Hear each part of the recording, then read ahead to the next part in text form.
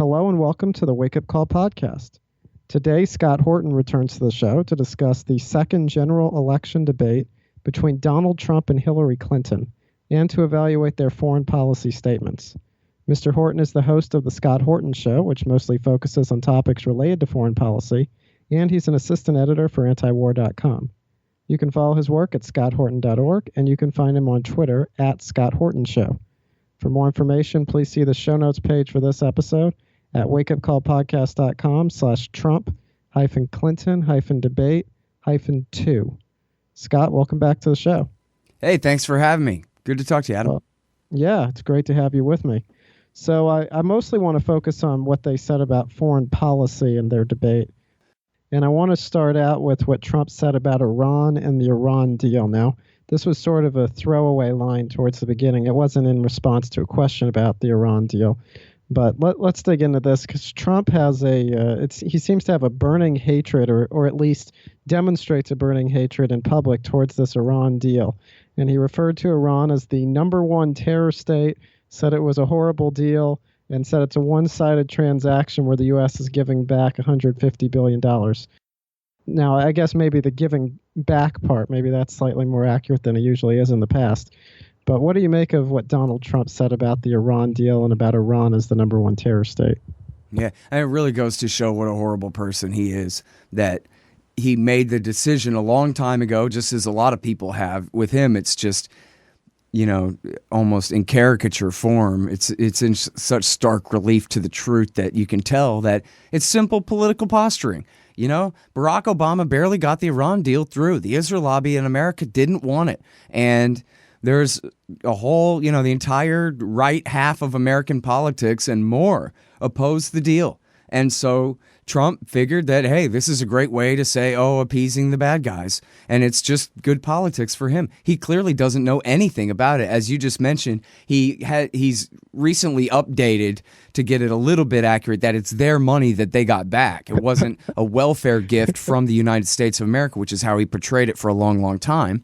And then he says, and then the big scandal is, but then we gave them the money. It turned out it was a ransom for the sailors. And yet that's not the story at all, right? The story is, yes, the money helped to get the sailors released, but if you worked for Donald Trump, this ought to get you a promotion, right? We were giving them their money back that we had stolen from them all these years ago.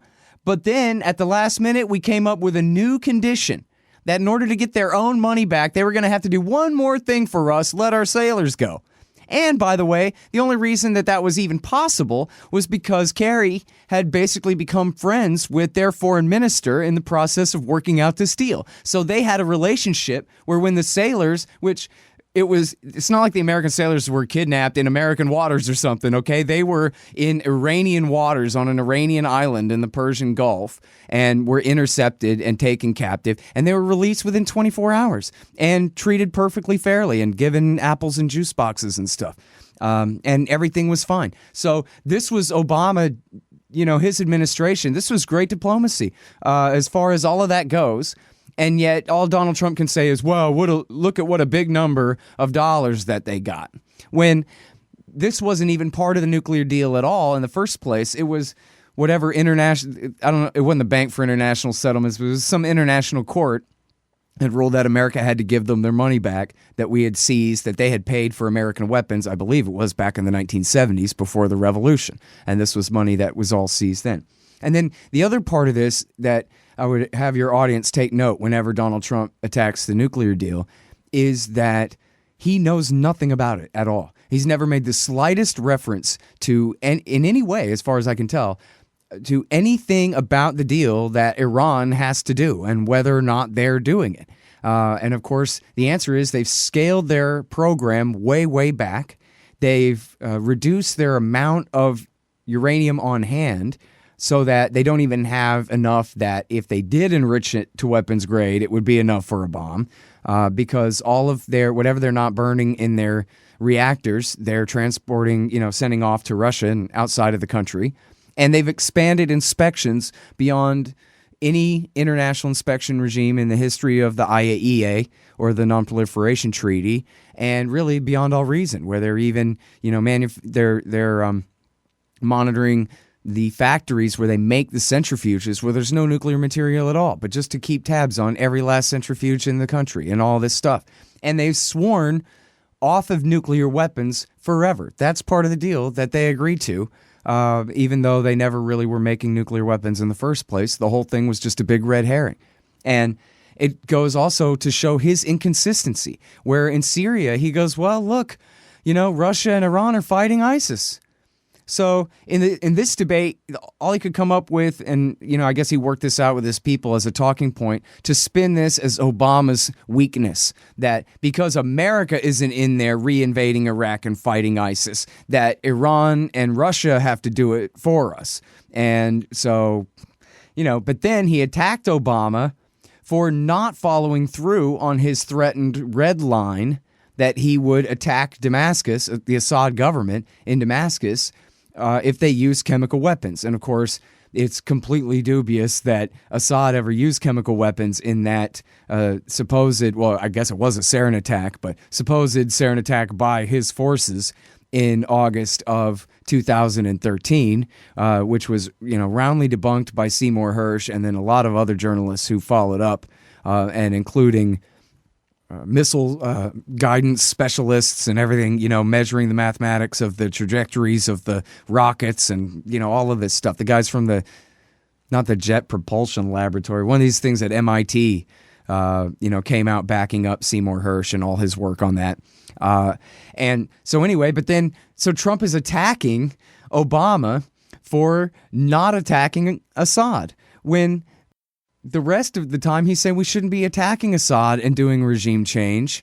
We should just be fighting the Islamic State, which makes him, perfectly horrible, but sound completely sane compared to his opponent, Hillary Clinton, who is out of her freaking mind. And really he says the same thing as her, that they want to create safe zones, and they always mix up the terms. They don't really mean the same thing. Safe zone here, no fly zone here, or humanitarian zone there. Means a corridor usually for people to flee through, not just a place for new refugee camps or something. But in any case, both of them, and she really means it because she knows what she means when she says it. No telling about Donald Trump. But both of them basically are saying they're going to invade Syria, and not the Islamic State part in the east, but Syria, in order to create a so-called safe space for civilians to come, which, in practice would mean, as he implies, would mean a bunch of terrorists. He likes to say, look, we don't even know who these people are, which is a nice way of saying, yeah, we do. They're the al-Nusra Front. The so-called rebels in Syria are, they're rebels in the same way that Abu Musab al-Zarqawi was a rebel against the American occupation in Iraq. And so his policy is completely muddled and incoherent. And it's basically, David Stockman puts it this way. This is at least, I disagree with this, but this at least makes sense. This is Pat Buchanan's foreign policy. This is what Trump would say if he understood himself. What he would say is, we should back off and let Russia, Iran, Iraq now, because Shiite-controlled Baghdad, because of America's war there, is part of Iran's Shiite axis there. And along with Hezbollah and the Assad government, we should back off and we should let those guys handle the jihadi bin Ladenite mess. It's their problem, and they're the ones who have a real vested interest in killing these bin Ladenites off, since, to Baghdadi and the Islamic State, the only good Shiite is a dead Shiite. Well, that sounds like, and yes, it's all George W. Bush's fault, but still, what do you want to do? Help solve it? Does that make any sense? That we should still be over there intervening more when clearly all our government has done in Bush and Obama years has made matters worse and worse and worse? I think Pat would say we should, and maybe Trump would say, if he wanted to be consistent, we should ally with this Shiite axis. I, of course, do not agree with that. Ron Paul would say, of course, complete non-intervention only. Call it off last week or tomorrow or whenever you can, backing any side in any of this. But Donald Trump doesn't even understand his own position and can't even follow the chain of his own logic for, more than one incident in a row. So, but Actually, he is consistent that he wants to invade with ground troops. He doesn't say ground troops, but he says we're going to go in there, we're going to knock the hell out of them. We're going to hit Mosul, we're going to hit Raqqa, we're going to destroy the Islamic State, and we're going to do it quick. And what that means is send in the Marines or send in the airborne to go in there and sack those cities. Now, whether he really wants to withdraw or not after that is also doubtful, because he keeps saying the one thing we keep doing wrong is that we don't occupy and steal the oil. I mean, you would have thought he would have dropped that line years ago, but he keeps saying that, not only should we reinvade Iraq now, which we never should have done, but we should stay forever until we've stolen for free every last drop of oil in there, in the ground there, which is just madness, and which is a war crime. Yeah, no, it's just amazing. But going back to what he was saying about Russia killing ISIS and Iran killing ISIS and whatnot, on TV afterwards, all these vaunted fact checkers that they have on the various cable news channels were saying, no, Trump's not right about that. Russia isn't killing ISIS, and Iran isn't killing ISIS, and Assad isn't killing ISIS. So what's the deal with that? Unbelievable. Who are they're lying? They're lying. Killing? Are the Russians doing anything differently than the Iranians and Assad in regards to ISIS? Well, yeah. I mean, look. Basically, the deal is the alliance system in Syria right now is the Assad government, backed by Iran, Hezbollah, and Russia, and some Shiite militias from Iraq as well. Our friends from Iraq are our enemies in Syria. And they fight against the Al-Nusra Front, which is Al-Qaeda, and Ahrar al-Sham, which is Al-Qaeda, and the so-called Free Syrian Army, which are all very small groups that operate really only under the Al-Qaeda umbrella, the Al-Nusra Front umbrella. And that's the battle that's going on in Aleppo now. So is that Russia and the Assad government's first priority is kicking Al-Qaeda out of Aleppo? Yes. Does that mean that they're allies somehow, or even de facto allies of the Islamic State, as all the lying freaks on TV that you just quoted are saying? Absolutely not. It's the most ridiculous conspiracy theory in the world to say that Assad is allies of the Islamic State. They have their own problems further east. They carved out the eastern part of Syria that he can't get to yet because he's got other problems closer to Damascus. Okay? But that doesn't mean that he's not the enemies of the Islamic State. All the Islamic State is al-Nusra, but broken off. And all al-Nusra is Al-Qaeda in Iraq. That's who we're talking about. Zarqawi's guys from Iraq War II. The worst part of the Sunni insurgency, sworn loyal to Osama bin Laden during Iraq War II. The Al-Nusra is the more Syrian-dominated faction of it, and the Islamic State is the more Iraqi-dominated faction of it. But part of the land that they've conquered includes eastern Syria as well. But the Syrian government and the Russians, they do bomb and they do fight the Islamic State all the time. In fact, just a couple weeks ago, when the Kerry and the Russians had worked out their peace deal, their temporary ceasefire, I should say, and it was ruined because America accidentally, on purpose, quote unquote, I'm not really sure. I think it could have been an accident, but it sure was convenient for the war party. They bombed a Syrian government position and killed, I don't know, scores of soldiers anyway. Tens and tens of them. I don't know if it was more than 100. I think 80 or something like that. Syrian soldiers. And this was one of the major factors that led to the breakdown of the ceasefire, the other being the still unproven, unsolved bombing of relief supplies in Aleppo. But when the U.S. bombed the Syrian army there, they were in the middle of a battle with the Islamic State. And as a result of the American bombing that Syrian government position, the Islamic State took control of the base for a day until reinforcements arrived and kicked them back out again. So there you go. Simple as that. Then just look at Palmyra. Remember, we saw this made the TV news because there's ancient Roman ruins, and I think from pre-Roman times even, there's ancient ruins at Palmyra. And this was a city that the Islamic State took. Well, at the time that they took it, the Americans were bombing the Islamic State in Iraq and in Syria. And this is all reported and admitted, and they don't even lie about it. This is in, I think, even the Daily Beast and what have you, that when the Islamic State advanced on Palmyra, it was Assad's troops on the ground. And the Americans refrained from attacking the Islamic State, even though it was one of those big convoys of trucks through the open desert. The Americans refused to bomb them because then they would be de facto helping Assad. And so Assad's troops were forced to withdraw. And why? Because the directly CIA-backed Al-Qaeda forces, the Ahrar al-Sham and the FSA, who are really just the gun runners for al-Nusra, they were stepping up their entire offensive in the Idlib province at the time. And so the Syrian forces had to retreat and in order to go and reinforce the Idlib province at the expense of Palmyra. So who's the ally of the Islamic State? The Assad government or the USA? And the fact of the matter is that they've known from the beginning, and I've just been covering this all along since the Arab Spring began. I've been covering this the whole freaking time. I know it's true. I remember it with my own brain. You can go back and check McClatchy newspapers and what have you.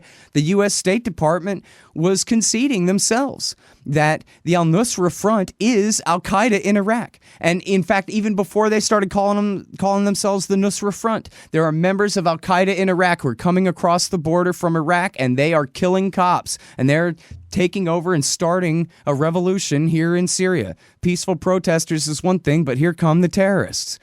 And so we've known this from the very, very get-go. And we've also known from 2011 on that the CIA has been working with the Saudis, the Qataris, and the Turks to back the revolution, which doesn't just include, is dominated by the al-Nusra Front, which in 2013 split apart into al-Nusra and ISIS, and then ISIS became the Islamic State.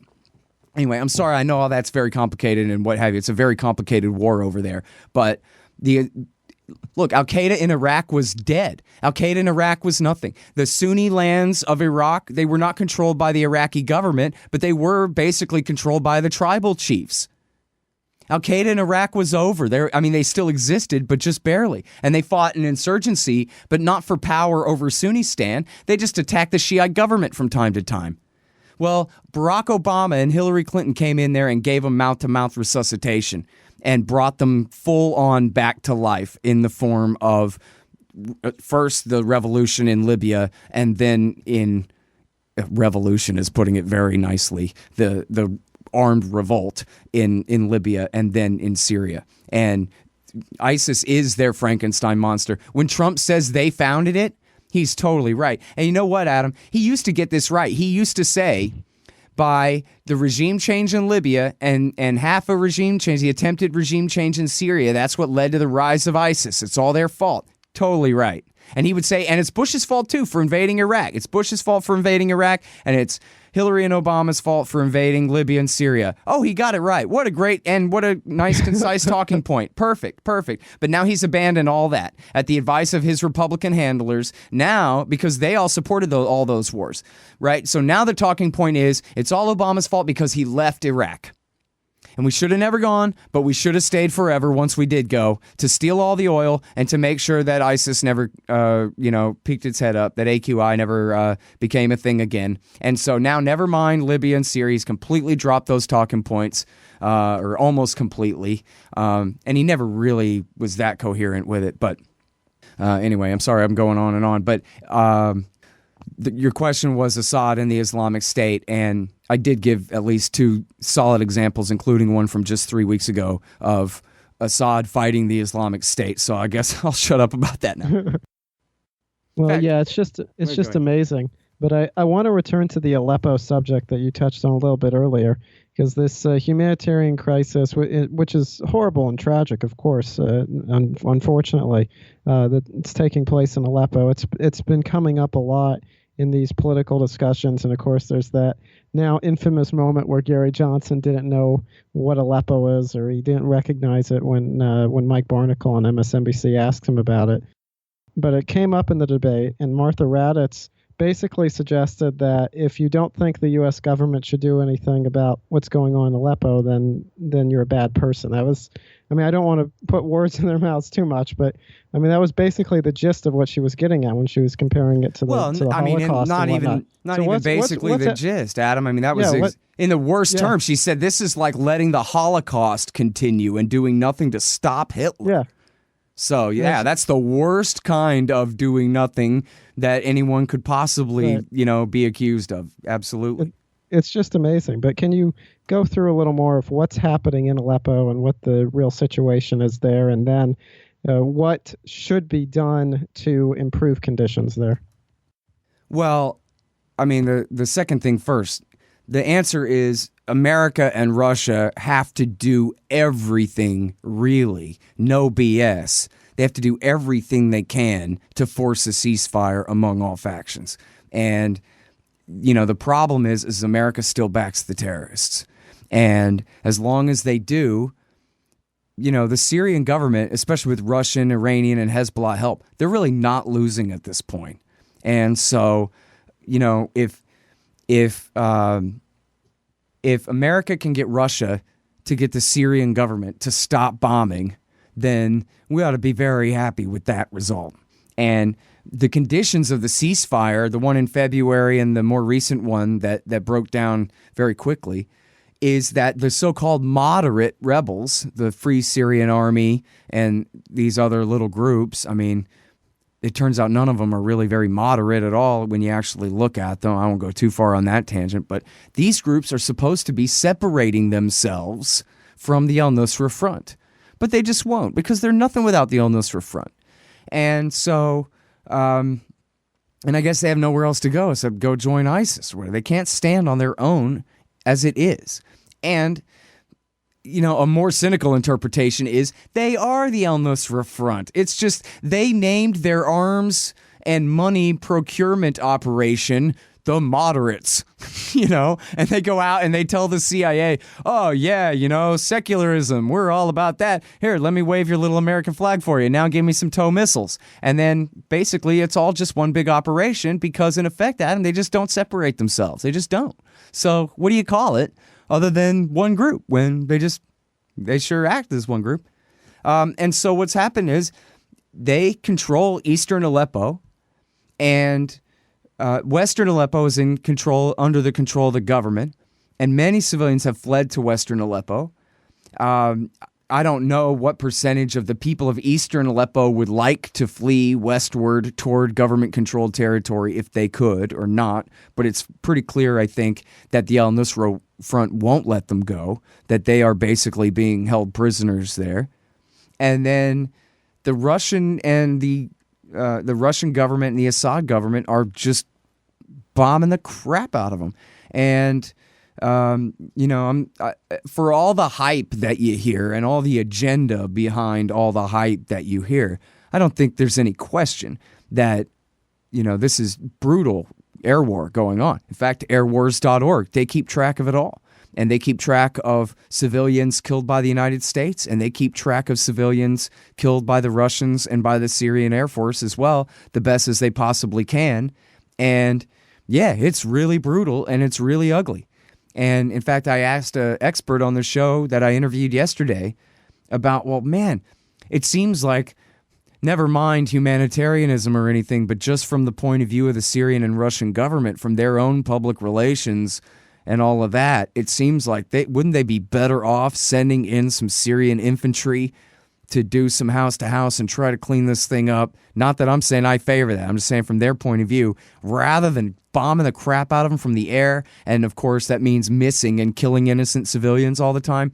And he said they just don't have the troops to do it. The Syrian army is exhausted after 5 years of fighting CIA-backed terrorists and the Islamic State. And so they just, that's all they basically have to fight with. So that's not to excuse them or play down anything there. I don't think there's any reason that anybody needs to play down the atrocities of any side here. I mean, I put all first blame on the American empire. We're the ones who rule the world, and we're the ones who, with our alliance with the Saudis, the Turks, and the Qataris, have backed this violent rebellion all this time. You know, I don't know about the majority of Sunnis, but possibly a majority of Sunnis, and certainly a strong plurality of them, support the Assad government, along with all the Shia, all the Druze, all of the Christians, and that's the Marianites and the Chaldeans and the Assyrians and all the different kinds of Christians I don't even know about. I know people like identifying with people whose religion sounds a bit like theirs a little more. And, you know, the Kurds, they want autonomy, but they don't want war with Assad. They've said clearly that they don't want to see Assad overthrown as well. And so the only constituency that the jihadists have are, first of all, these foreign governments led by America intervening in their country, and secondly, Sunni Arabs. But it's not even clear that a majority of Sunni Arabs support them. And it is clear that actually a majority of troops in the Syrian army are Sunni Arabs. Now, the leadership, and in fact, I mean, and in the officer corps, there are many. I don't know about the majority. The country is an Alawite-led, dictatorship. But, and so the officer corps is very heavily Alawite. But there are many Sunnis who are, TV would try to portray this as simply a sectarian war, with the poor Sunni majority being, terrorized by their fascist dictator for no reason or whatever. They don't ever mention everybody else. But, it's really not the case. And honestly, you know what? Seriously, the narrative on TV news is that Assad is just killing his own people. He is killing his own people. But in a context, he's killing them. Again, not to excuse it. I want everybody to cease fire. But they don't ever say the context. And they don't ever say the Al-Nusra Front terrorists are the people that he's trying to bomb.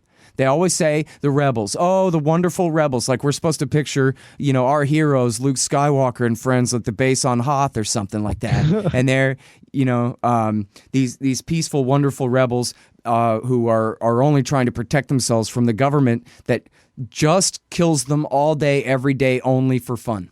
And they never mention the Druze, the Shiites, the Alawites, the Christians at all. And they never mention what anyone who knows the slightest thing about this could guess. It's the slightest little thought experiment. If the Ba'athist government falls and the Al-Qaeda guys take over Damascus, then what's going to happen to the Christians and the Druze and the Shiites and the Alawites then, huh? That'll be the start of chapter 2 of this Holocaust, right? If we've got 200,000 dead now, we're going to have another 500 or what? The Al-Nusra guy's slogan is Christians to Beirut, Alawites to the grave. Kill them all.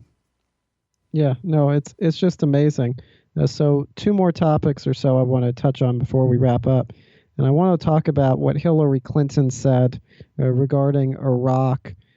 She talked about arming the Kurds. Well, I guess this also would apply to Syria too. She talked about arming the Kurds and praised the Kurds. And then she talked about going after Baghdadi and targeting high-level leaders of ISIS, and cited U.S. targeting of Al-Qaeda leaders as an example of why that would be a good idea. Mm-hmm. So what do you make of her idea to go after these leaders within the ISIS hierarchy, I guess we could say, and what do you make of all this praise that's heaped on the Kurds?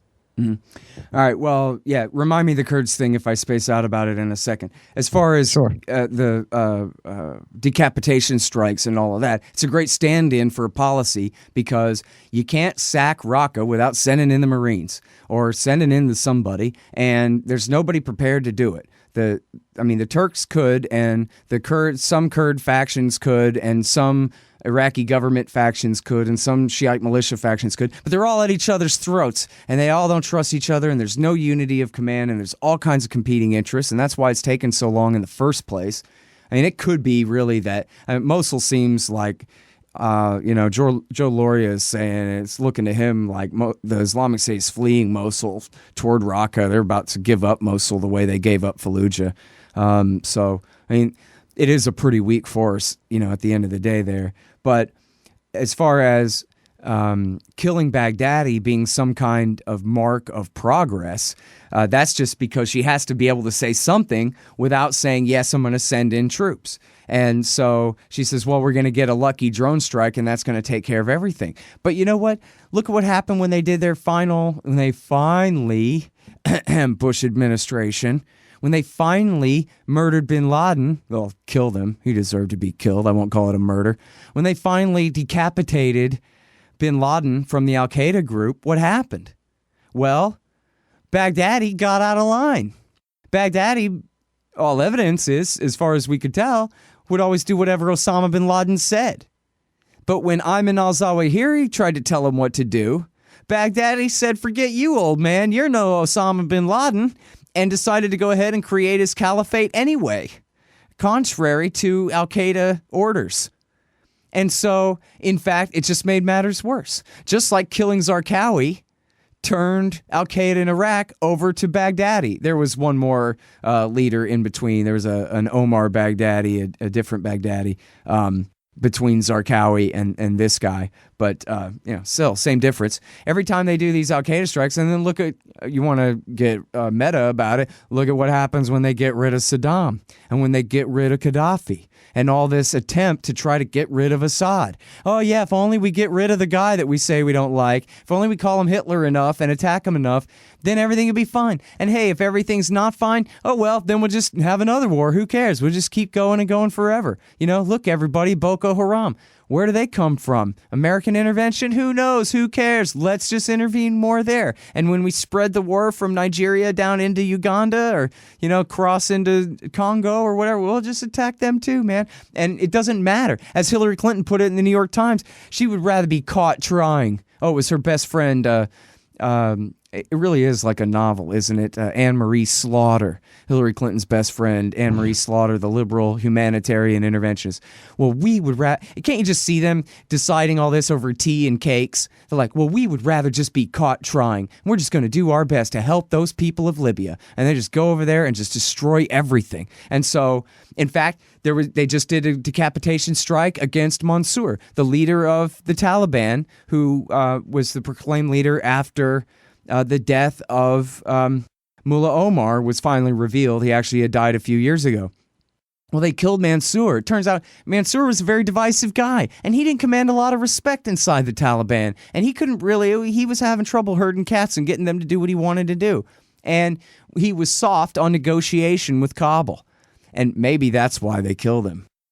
But he was replaced by a guy who it turns out was actually Mullah Omar's religious teacher, who has all kinds of weight and gravity and respect from the Mujahideen of Afghanistan, who are rallying around his leadership. And he is denouncing any idea of peace talks and doing anything to try to end the war with the central government, the U.S.-backed central government in Kabul. Our assassination of Mansour just made everything worse in that context. And I think I could just go on and on and on like this. Andrew Coburn has a book called Kill Chain, where he talked about how when they would use drones to surveil, and then they would do assassination strikes or night raids, and they would kill the commanders of the brigades, the insurgent commanders who were planting the IED roadside bombs, killing our troops in Iraq. And yet, then they went back and did a study, and they found that every time they did this, and they killed the guy who was in charge of the bomb-making crew, he would always be replaced by some young psychopath with something to prove who would be that much worse of a problem for them to deal with. And IED attacks would go up by, whatever double-digit percentages every single time they did one of these assassination strikes against the guy laying the roadside landmines. They would get more roadside landmines laid in response and more American soldiers killed. And so much for Hillary Clinton's policy that, we're just going to get rid of this one guy. Well, and then what? This is like the flypaper thesis, right? Well, geez, maybe we shouldn't have invaded Iraq, and maybe there were no terrorists there. But now all the terrorists are going there, so we can kill them there. Yeah, that'd be great if somehow there was a finite number of people who would dare to resist you, but that's not how it works. So where right. we had Yeah. 120 Al-Qaeda guys, or 200 Al-Qaeda guys at max. Well, really, probably 80 Al-Qaeda guys alive at the end of 2001. There's now 30,000 of these guys spread throughout the Levant and Mesopotamia. Yeah, and North Africa. Yeah, of course. And one more topic I want to get to before we wrap up, but you want me to remind you to talk about the Kurds and why there's so much talk about arming them and why they seem to be praised constantly by politicians. So go for that one. Yeah. Well, basically, they need us. The Iraqi Kurds have had a very good relationship with America since 1990. Well, 1991 anyway, in the aftermath of the first Gulf War. You may remember Bush Sr. encouraged the people of Iraq to rise up and overthrow Saddam. But then he changed his mind because he realized it was going to be the Shiite parties led by Iran's sock puppets, the very ones his son would empower, in fact, 12 years later, a dozen years later. He called it off and betrayed them, left them all high and dry, and let Saddam Hussein use his attack helicopters and his tanks to slaughter them all. More than 100,000 people were killed. Great Bay of Pigs betrayal in the desert of 1991. It was a really big deal. And then, so the aftermath of that was, okay, well, us and Britain, without any kind of legal authority or anything, we're just going to declare this no-fly zone over northern and southern Iraq in order to prevent Saddam from continuing to use his attack helicopters to slaughter his opposition. And really, in the north, it was a no-fly, no-drive zone, and they really carved out northern Iraqi Kurdistan as an autonomous zone. In fact, when I said there were no terrorists in Iraq before the war, that's actually not right. Zarqawi was up safe in American-backed autonomous Kurdistan, and Bush refused to let the military kill him before the war started when they had every opportunity to, because he needed a talking point to pretend that Saddam Hussein was friends with a guy who was friends with Osama bin Laden, even though that wasn't true. It was a talking point and one that Colin Powell used at the United Nations. And the military asked over and over again for permission to kill him up safe in Kurdistan before they started the war because they knew what trouble he'd be. But no. There's a decapitation strike I might have stood by, assuming the invasion. But anyway, the real point is that so they've been our friends and under American protection for all of this time. And during Iraq War II, they were not occupied. So we never had a Kurdish resistance because we didn't station our troops patrolling their cities everywhere and all this kind of thing. And so they stayed friends. And then when the Islamic State broke into full-blown backfire in 2014, they were ready to march on Erbil, the capital of Kurdistan, and they might have been able to take it. And so at that point, Obama sent in the planes to start bombing the hell out of them and sending the special forces with the laser designators and the CIA spies and whatever to keep the Islamic State out of Kurdistan. So that was really, they said they were saving the Zaydis on the mountain. What they were really doing was saving, American commercial and state interests in Erbil. And there's they control about half of Iraq's oil is controlled by the Kurds. The other half is way down in the south near Basra under the control of the Shiite Baghdad government. But so the reason that Kurdistan is such a huge controversy in the world is because I keep saying Iraqi Kurdistan for a reason. Kurdistan is a huge region that is bisected by Iran, Iraq, or it's not bisected, it's whatever, sected, or whatever it is, pentasected by Iran, Iraq, Syria, Turkey, and even up into Azerbaijan and Armenia, I think a little bit. And so this is where the Kurdish people live in this region. And it has, varying borders. If you put, Greater Kurdistan into your Google images, you'll see a few different examples. And then so you can see why this is a major interest of all of these different nation states to keep them down and prevent them from ever having autonomy. And of course, they were always ruled by the Ottomans. And before that, I have no idea. But I don't think they ever had an autonomous free Kurdistan or, a Kurdish nation that wasn't dominated by foreigners in all history, as far as I know. And so, for example, right now, our NATO ally, Turkey, has a huge problem, which mostly, created by the Turkish government deliberately for political reasons. But still, they have a huge problem with their Kurdish population and their yearning for independence. And they have a huge problem with the results of their own intervention in Syria, in that the Syrian government has basically taken a hands-off approach to Syrian Kurdistan because they got their hands full with these jihadi bin Ladenites. So if they're ever going to have a war to retake control of Syrian Kurdistan, it's just going to have to wait, basically. And the Syrian Kurds fight against the jihadists too, the CIA-backed ones and the Islamic State. Even though, really, you have DOD, Special Forces-backed Syrian Kurds fighting CIA-backed jihadi terrorists. From the al-Nusra Front and Arar al-Sham. And literally at the same time, not necessarily the exact same battle, but at the very same time, you also have American-backed Shiite militias like the Badr Brigade traveling to Syria to fight on the side of Iran and Hezbollah and Russia against the CIA-backed terrorists. And I don't know about whether they fight the Kurds or not. Not yet. One day. So anyway, America's on three sides of that Syrian war on any given day. But so anyway, that's the deal with Kurdistan is everybody's always very nervous about what precedent is going to be set by which part of Kurdistan getting how much freedom and autonomy. Although I should note that politically they're very divided. I mean, they're divided by these political nation states borders, and they have been for a very long time. And so it's not like they have a unified Kurdish politics over the whole region. They don't. In Iraqi Kurdistan, they're ruled by the Barzani and Talibani clans, and they somewhat tolerate the presence of the PKK group that dominates in Kurdish and Turkish Kurdistan, but they don't really have much influence in Iraqi Kurdistan. They tend to have a better relationship with the Turkish government than the PKK, I think. So anyway, it's a big, long, complicated mess. And I'll go ahead, and as long as I'm being complicated, if you go back and read Seymour Hersh in his article, The Redirection from 2007, about the big, oops, we fought for Iran in the Iraq War II. Now we need to turn back around and start allying with the Saudis and the Sunnis against the Iranian axis. To make up for that, one of the things in there is support for the Iranian version of the PKK, which is a group called PJAK, and support for terrorist acts by them inside Iran.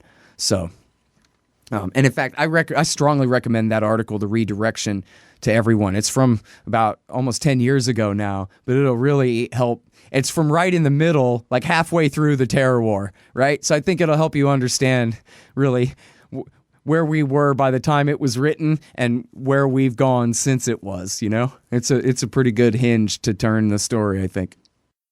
Right, and of course we'll link to it at wakeupcallpodcast.com/Trump-clean-debate-2. But before we wrap up, I want to touch on what was said about Russia, because there's always been, or at least in recent years, there's been a lot of criticism among American politicians and in the U.S. media of Russia and of Russian policies and of Vladimir Putin. But it seems like ever since Julian Assange and WikiLeaks started publishing documents related to the Democratic Party and Hillary Clinton's campaign in this presidential election, the rhetoric against Russia has heated up.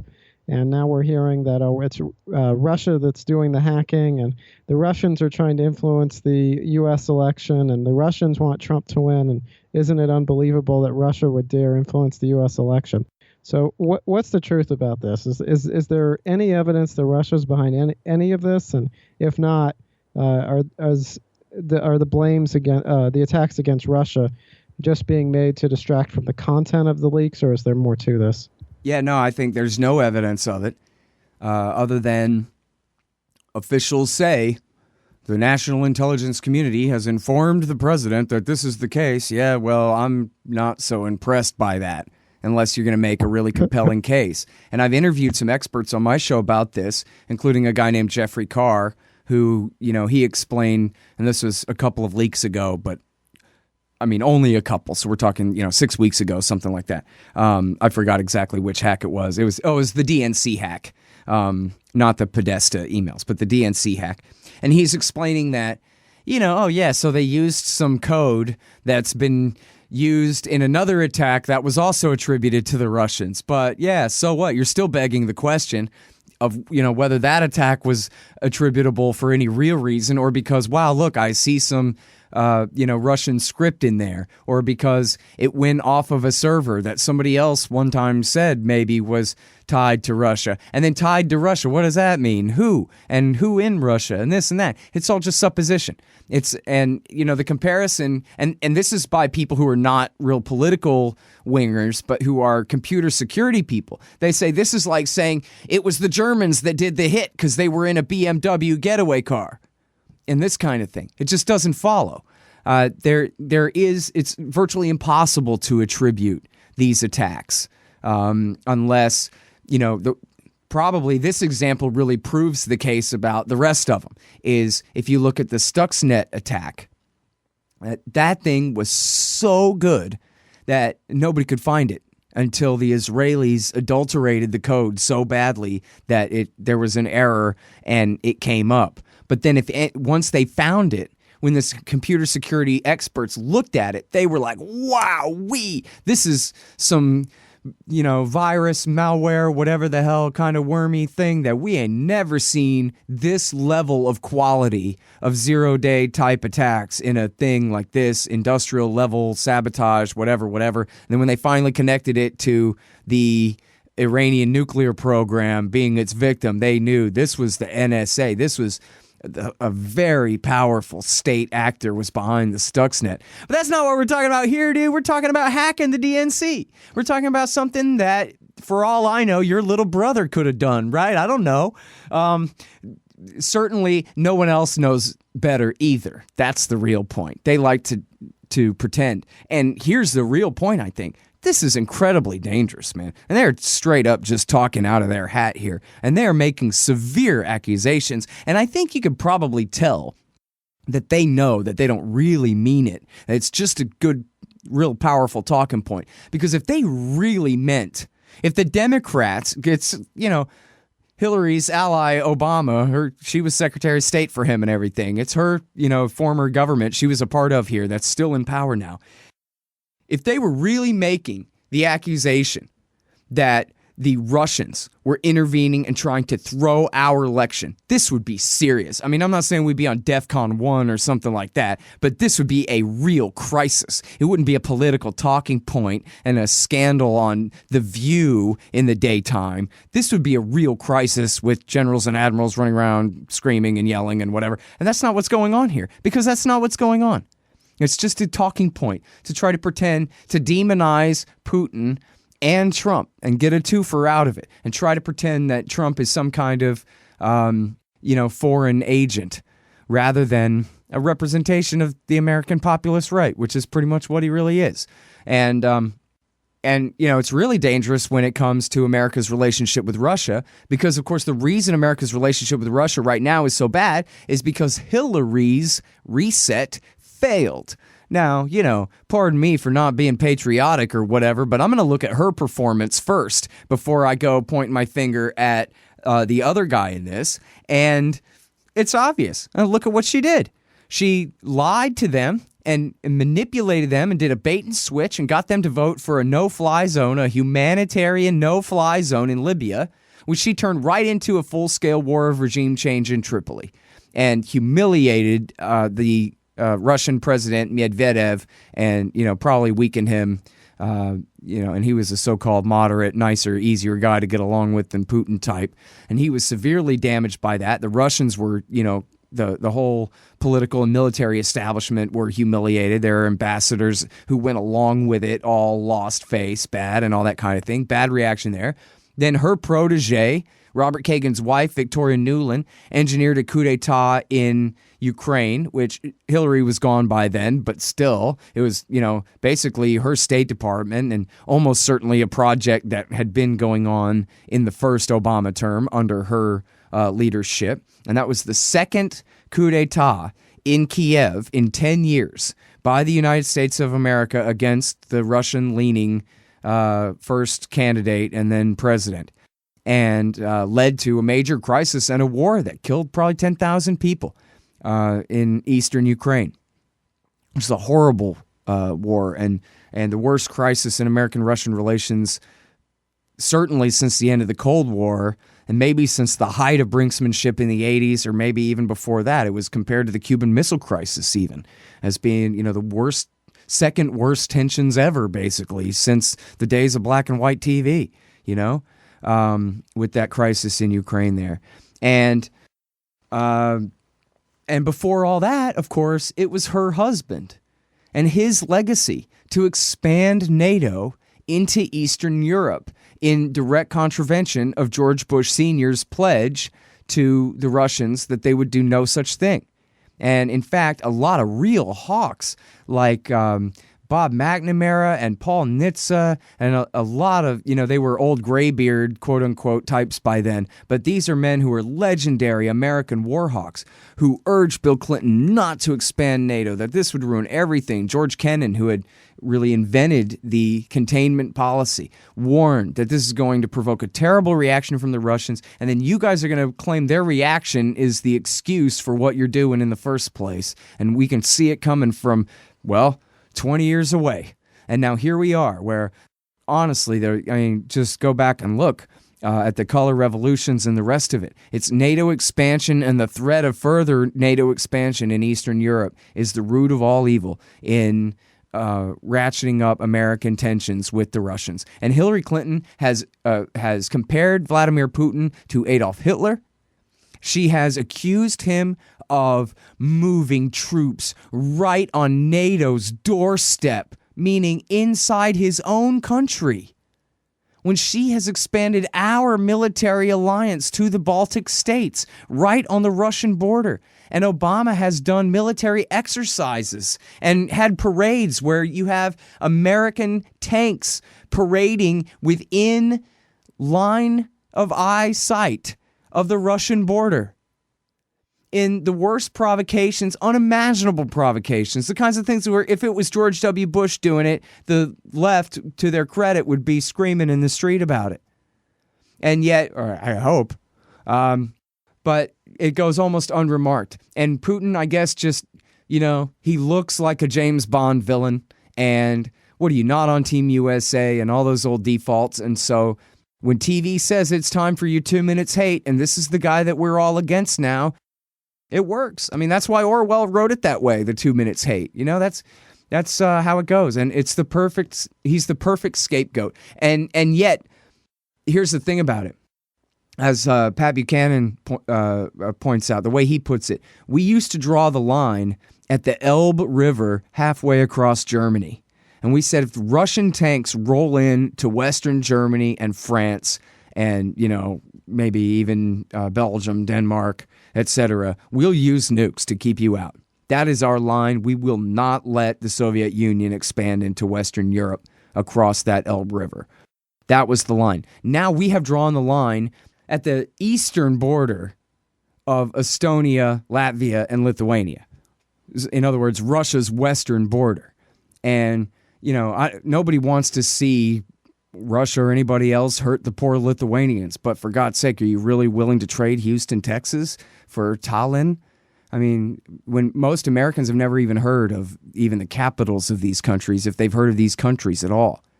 And yet our government, that NATO is a military alliance. This is not just, to them, to Hillary Clinton, it's a social club where she gets attention. But, to us, it's putting us at risk of nuclear war. Yeah, no, it's just amazing. So it definitely leaves us in some very uncertain and scary times. And on that note, I want to thank you very much for joining me today. And before we wrap up and before we conclude this episode, I hear that you have a big announcement to make. So let's go ahead and hear that. What is it? Cool. I'm making a new institute, Adam. All right. And I'm making a new awesome. institute with William Grigg and Sheldon Richman. Awesome. And it's called the Libertarian Institute. It's at libertarianinstitute.org. And everybody can go there and you'll find a splash page where you can sign up for the email list right now. But the site is going live on Wednesday. And we've got Jared LaBelle from Taxpayers United of America is basically my partner in running the thing. He's the executive director who's making everything go and is, really great, doing a great job in helping me get everything up and running and putting everything together. And we've already got more than 20 great libertarians from all around the movement lined up to write on the blog and submit essays and, participate and be part of this new project in the libertarian community, hopefully a big new part of the libertarian community that we're trying to create here. So what do you think? Does it sound cool? I think, yeah, it sounds great. I'm excited.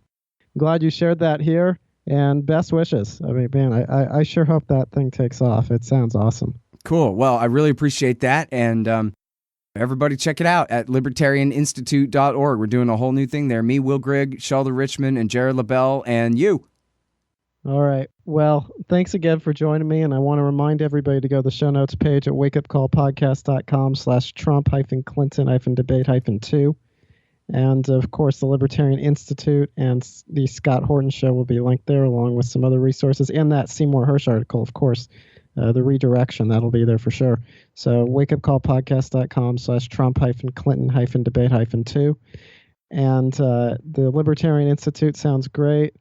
And we'll see where this goes with both with the election and with these different wars and conflicts that keep getting worse.